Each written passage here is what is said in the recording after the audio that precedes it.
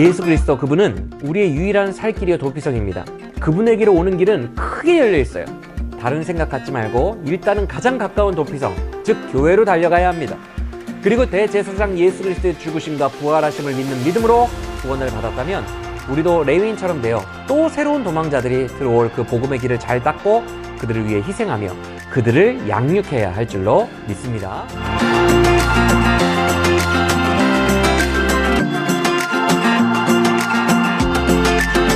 안녕하세요. 성경에 더 있다 장민웅 목사입니다. 구약 성경에는 한 가지 독특한 법이 나옵니다. 바로 도피성 제도인데요. 이 도피성 제도에 관한 말씀은 구약에만 4군데에 기록되어 있어요. 도피성 제도가 무엇입니까? 쉽게 말하면 실수로 사람을 죽인 살인자를 보호하는 제도입니다. 당시의 율법대로라면 생명은 뭘로만 갚아야 해요? 생명은 생명으로만 갚을 수 있는 것입니다. 그런데 내가 고의로 죽인 것도 아니고 단지 실수로 죽었기에 나도 죽어야 한다면 살인하는 사람 입장에서는 조금 억울한 감이 있잖아요. 그래서 피해 복수로부터 그들을 보호하는 것이 바로 도피성 제도라는 거예요. 결론부터 말씀드리자면 도피성은 곧 예수 그리스도의 구원과 복음을 예표하고 있어요. 표면적으로 이 법은 과실치사한 자의 보호법이지만 우리는 이 법을 통해 그리스도를 발견해낼 수 있다는 것입니다. 가장 먼저 우리가 도피성 제도에서 묵상할 수 있는 복음적인 요소는요, 바로 우리는 어쩔 수 없이 심판받아 죽을 수밖에 없는 운명이라는 거예요.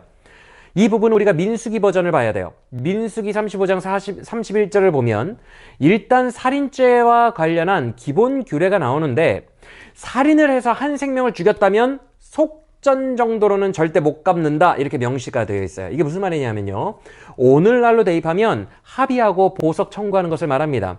그래서 형을 살지 않고도 돈으로 죄의 대가, 생명의 대가를 치르는 거죠. 근데 이게 불가능하다는 거예요. 반드시 생명과 관련한 것은 생명으로만 갚아야 한다. 이게 하나님의 기본적인 법이라는 것입니다. 그래서 민수기 45장 33절을 보면 피 흘림은 반드시 피 흘림이 아니고서는 안 된다라고 말씀하고 있는 거예요. 즉 저는 지금 이 말을 하고 싶은 거예요. 나는 진짜 고의가 없고 과실치사로 그를 죽였어요. 그런데 그거 갖다가 내가 죽기에는 억울하다는 거죠.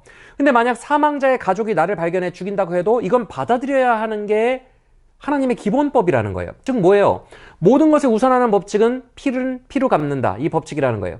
이게 더 효력이 있어서 아무리 내가 억울하게 느껴도 보복자가 와서 날 죽여도 할 말 없다는 것입니다. 우리의 운명도 이와 같다는 걸 말하고 싶어서 그래요. 혹시 여러분들 중에 지옥 심판 받는 게 억울하게 느껴지는 분이 있습니까? 지옥 심판은 이 사회에 무리를 일으키는 큰 범죄자나 흉악범들이나 받는 것이고, 나는 그 지옥 심판까지는 안 받아도 될 것 같은데 뭔가 억울하다는 느낌이 드는 분들 계십니까?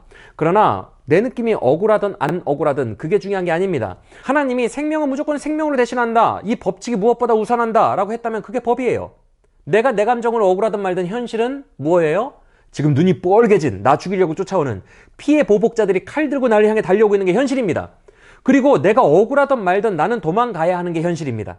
여러분, 우리도 마찬가지예요. 우리의 현실은 뭐예요? 죽은 이후에 심판이 기다리고 있다는 것입니다. 누구나 100% 죽어요. 누구나 100% 심판을 받습니다. 그런데 그 심판의 기준이 하나님의 의에 이르지 못하면 다 지옥입니다. 그런데 생각보다 그 기준이 높다는 거예요. 로마서는 모든 인간이 하나님의 의에 이르지 못했다라고 설명하고 있어요. 즉 우리는 우리의 감정이 억울하든 말든 일단 현실적으로 심판 한패에 놓여 있다는 것입니다. 우리가 이런 실존에 처해 있기 때문에 도피성 제도를 성경에서 말씀하실 때는 항상 이런 표현이 있는 것입니다. 너를 위하여, 이 표현이 꼭 들어가 있더라고요. 모든 본문마다. 즉 반드시 죽을 수밖에 없는 우리를 위하여 도피성을 만들어 주셨다는 것입니다. 즉 우리를 위해 오신 예수 그리스도와 그의 복음은요, 우리를 심판하기 위함이 아니요, 이런 안타까운 실존에 놓인 우리를 위하여, 우리를 구원하시기 위하여 주신 것임을 믿으시길 바랍니다. 이처럼 우리를 위하여 주신 것이기 때문에 도피성이 가진 특징은 뭐예요? 일단 제일 중요한 것은요, 도피성 안에 들어가면 산다는 거예요. 그럼 우리는 그 성문 앞에서 뭘 얘기해야 될까요? 무엇으로 들어갈 자격이 됨을 입증합니까? 바로 우리의 믿음입니다. 우리가 예수 그리스도를 믿고 입술로 주라 시인하는 것, 그것으로 입증이 됨을 우리는 알아야 됩니다. 그리고 그렇게 도피성 안으로 들어간 다음부터는 사망과 심판의 위협에 대해서는 우리 예수님이 지켜주신다는 것이죠. 근데 중요한 게 있습니다. 민수기 35장 21절 이하를 보시면 만약 그 도피성 밖으로 나가게 되면 어떻게 된다고 말씀합니까? 어떤 이유가 됐던 간에 그 도피성 밖으로 나갔다가 보복자를 만나 죽임당하면 그거는 아무 문제가 없다, 이렇게 말씀합니다. 즉 이건 우리에게 어떻게 적용이 돼요? 이 예수 그리스도를 믿는 온전한 믿음 안에 있어야 함을 말씀합니다. 중간에 다른 가르침을 따라 온전한 믿음의 테두리 밖을 나가게 되거나 이단에게 빠지거나 했을 경우에 심판을 받는 것은 자기 책임이라는 거예요. 그리고 또 하나 도피성제도에서 찾아낼 수 있는 가장 강력한 예수 복음은 뭘까요? 그 해에 대제사장이 죽는 그날이 죄인에게는 해방의 날이라는 거예요. 민수기 35장 28절은 이렇게 말씀합니다. 이는 살인자가 대제사장이 죽기까지 그 도피성에 머물러야 할 것임이라. 대제사장이 죽은 후에는 그 살인자가 자기 소유의 땅으로 돌아갈 수 있느니라. 완전한 그 죄인의 자유는 언제 임해요? 대제사장이 죽는 그날에 이루어진다고 말씀합니다.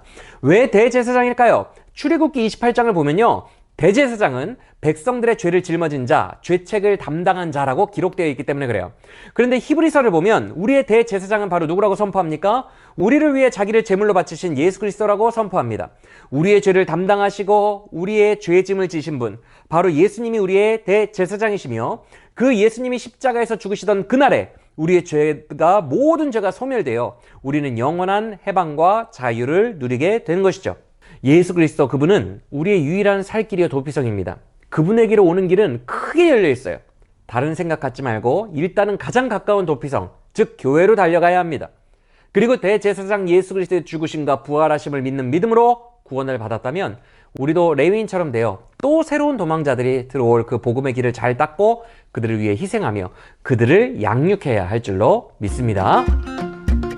지금까지 성경에 더있다 장민웅 목사였습니다.